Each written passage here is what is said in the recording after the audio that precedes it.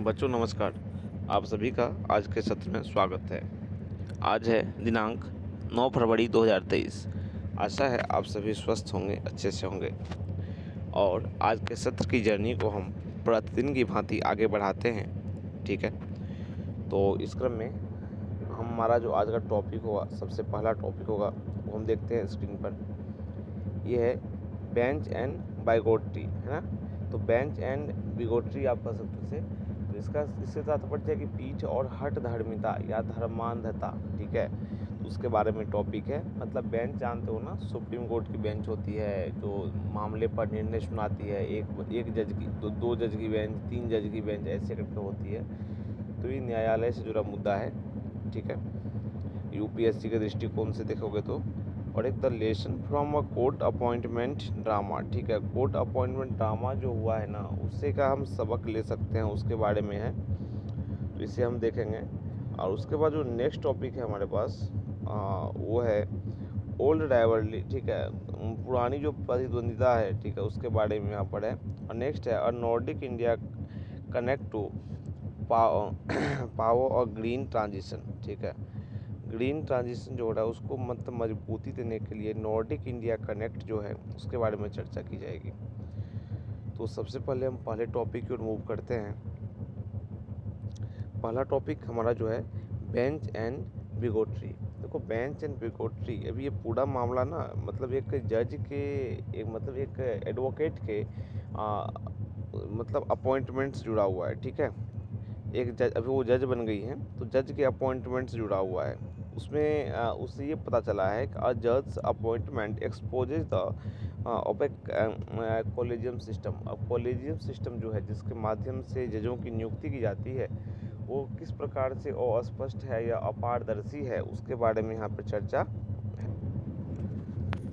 अब ना पूरा मामला मैं आपको समझाता हूँ, थोड़ा ब्रीफ में पहले इसके बारे में आपको आइडिया मैं दे देता हूँ, फिर आपको वर्ड बाय वर्ड में एक्सप्लेन करूँगा कि इस आर्टिकल में क्या है। ठीक है, अब देखो, एक जस्टिस विक्टोरिया गौड़ी है। ठीक है, मद्रास हाई कोर्ट में नियुक्ति पर इनकी मद्रास हाई कोर्ट में नियुक्ति हुई है।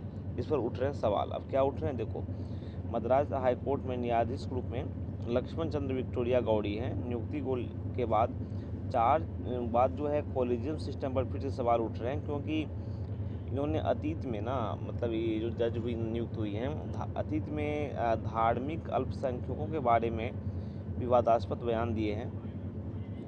ठीक है, तो उसको लेकर उन पर मतलब आरोप लग रहे हैं थोड़े से।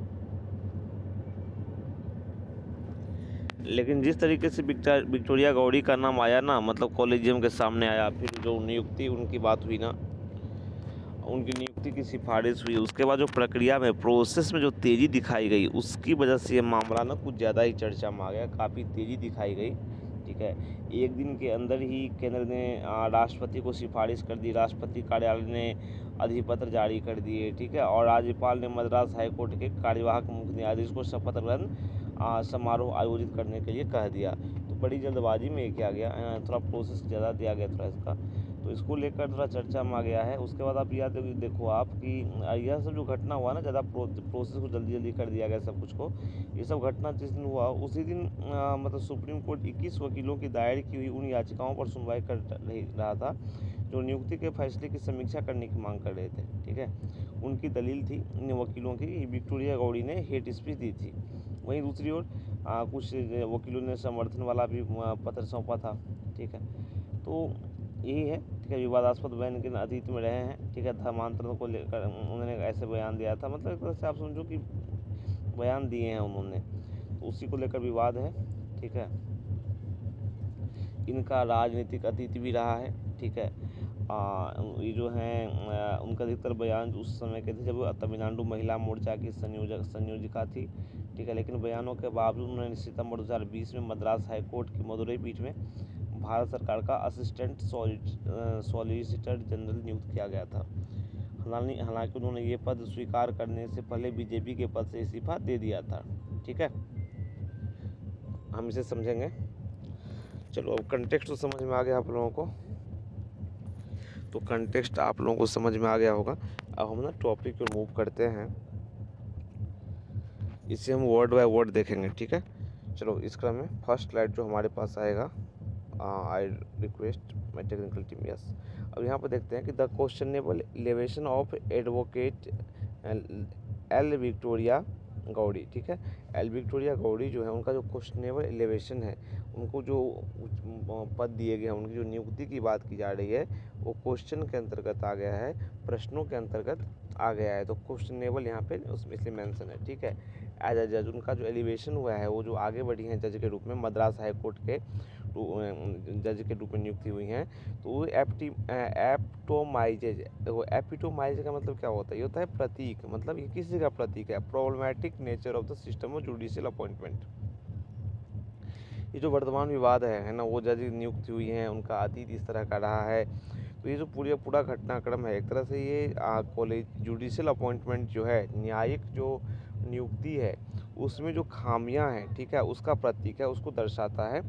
It also portents a government driven project to take over the bench through its favourites. अब तो ये सरकार को भी अनुकूल माहौल दे रहा है एक तरह से, कि आप अपने हिसाब से बेंच के जजों के नाम निर्धारण करो, ठीक है।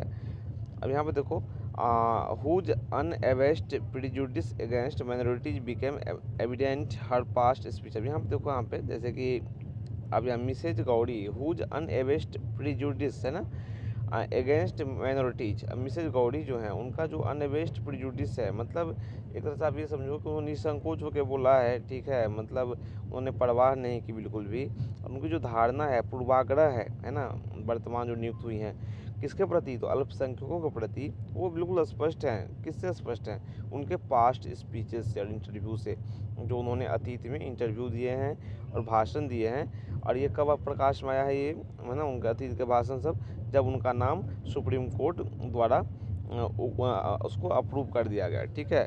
और was sworn in at an oath taking ceremony organised with great dispatch. और वो जो शपथ ग्रहण समारोह में शामिल हुई, शपथ उन्होंने लिया। Earlier the union law ministry had, अब देखो पूर्व में यूनियन लॉ मिनिस्ट्री, केंद्रीय कानून मंत्रालय ने, ठीक है, केंद्रीय कानून मंत्रालय ने प्रोसेस्ड द रिकमेंडेशन, उन्होंने रिकमेंडेशन को प्रोसेस किया था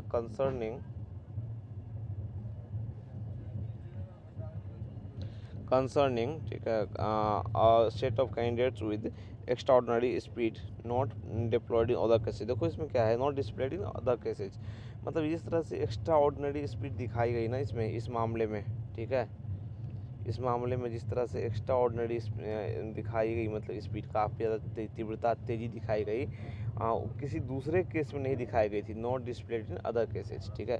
इट वाज क्लियर दैट, ये बिल्कुल स्पष्ट था कि गवर्नमेंट जो है ना, वो वांटेड टू एक्ट, गवर्नमेंट जल्दी से काम करना चाहती थी, आगे बढ़ना चाहती थी, ahead of any possible interim order from the court, कि कोर्ट की तरफ से ना कोई पॉसिबल ऑर्डर ना आ जाए। अभी मैंने आपको बताया ना कि जिस दिन ये सब हो रहा था, नियुक्ति प्रक्रिया आगे से बढ़ाई जा रही थी, उसी दिन सुप्रीम कोर्ट सुनवाई भी कर रहा था कुछ वकीलों की दलील पर कि इन्हें नियुक्त ना किया जाए, ठीक है। तो जल्दी से प्रोसेस को आगे बढ़ा दिया गया था। In the process the government ignored a specific recommendation. इस प्रोसेस में सरकार ने एक स्पेसिफिक रिकमेंडेशन को इग्नोर कर दिया, उपेक्षा कर दी, कि एड जॉन सत्यम जो हैं, जो वकील हैं, कुछ कैंडिडेट वो अर्लियर अपोज्ड बाय मिनिस्ट्री, जिनकी उम्मीदवारी का पहले मिनिस्ट्री ने विरोध किया था, वी अपॉइंटेड फर्स्ट, है ना, पहले वो अपॉइंट किए गए।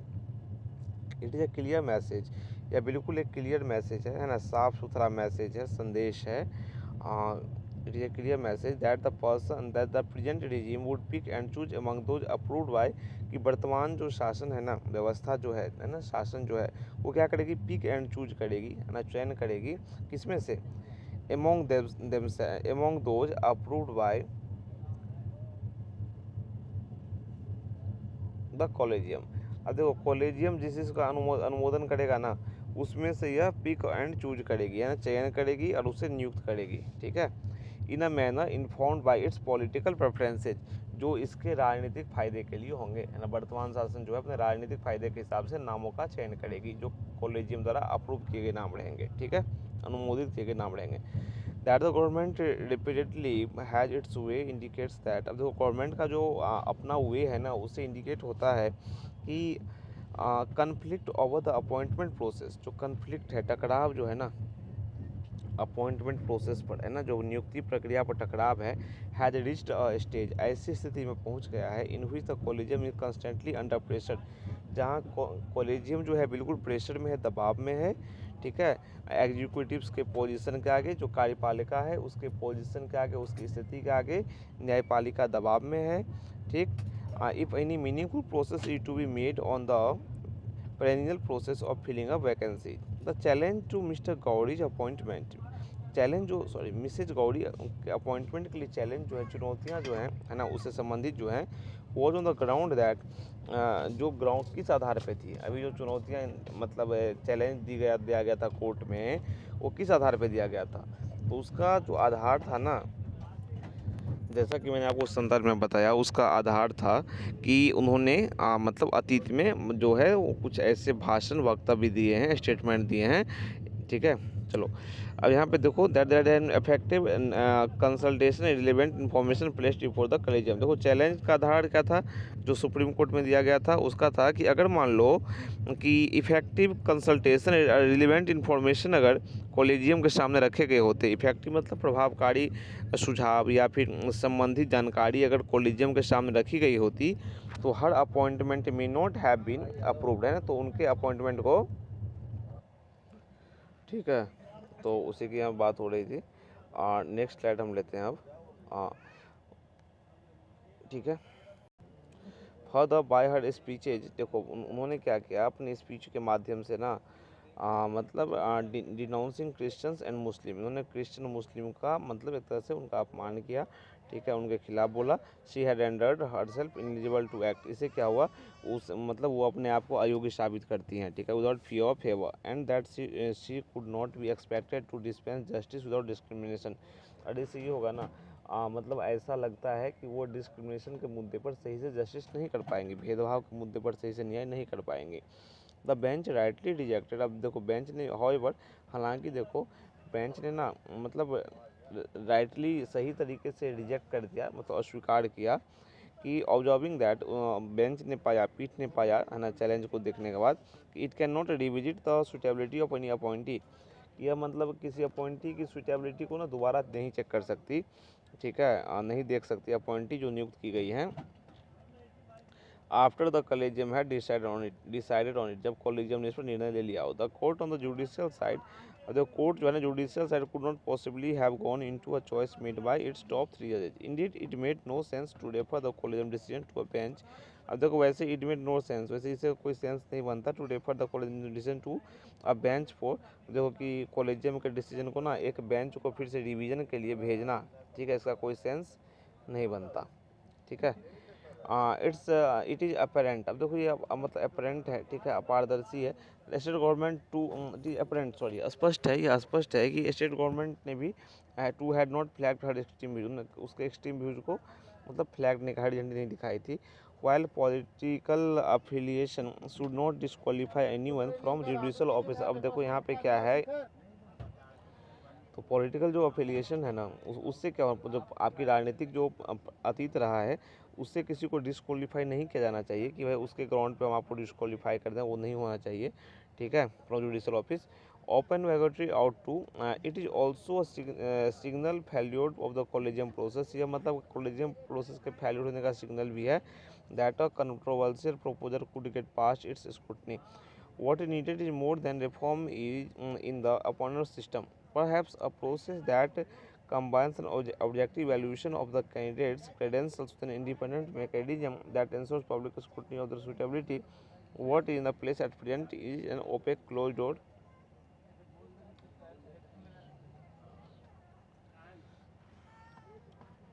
ठीक है, closed door consensus building that could leave room for unhealthy compromises, ठीक है। अब आप इसे समझो कि अभी जो व्यवस्था है, ठीक है, what is in place at present, अभी जो वर्तमान व्यवस्था है, ठीक है, वो क्या है, ओपेक है, मतलब अपारदर्शी है, अस्पष्ट है, बिल्कुल स्पष्टता इसमें नहीं है। तो इस तरह इसी से यह समस्या उत्पन्न हुई है। क्लोज डोर कंसेंसस बिल्डिंग जो होगा, बंद दरवाजे के पीछे जो सहमति निर्माण होगा, उससे क्या होगा, that could leave room for unhealthy compromise, उससे क्या होगा, मतलब अनहेल्दी कॉम्प्रोमाइज होंगे, जो अस्वास्थ्यकर जो है वो स्थितियाँ उत्पन्न होंगी। तो ये जो व्यवस्था है ना, इसमें थोड़ा सुधार होना चाहिए ताकि इस तरह की समस्याओं से भविष्य में बचा जा सके। ठीक है, तो चलिए, आशा है कि आर्टिकल आपको समझ में आया होगा। खासकर मैं अभी बाहर से इसे रिकॉर्ड कर रहा हूँ। ठीक है, मैं अभी यात्रा कर रहा हूँ, फिर भी मैंने समय निकाला आप लोगों के लिए, यात्रा के बीच में समय निकाला। ठीक है, तो इस तरह आगे बढ़ते रहिए, ज्ञान अर्जन करते रहिए, और कल फिर मिलेंगे नए आर्टिकल के साथ। तब तक के लिए आज्ञा दीजिए। नमस्कार, थैंक यू।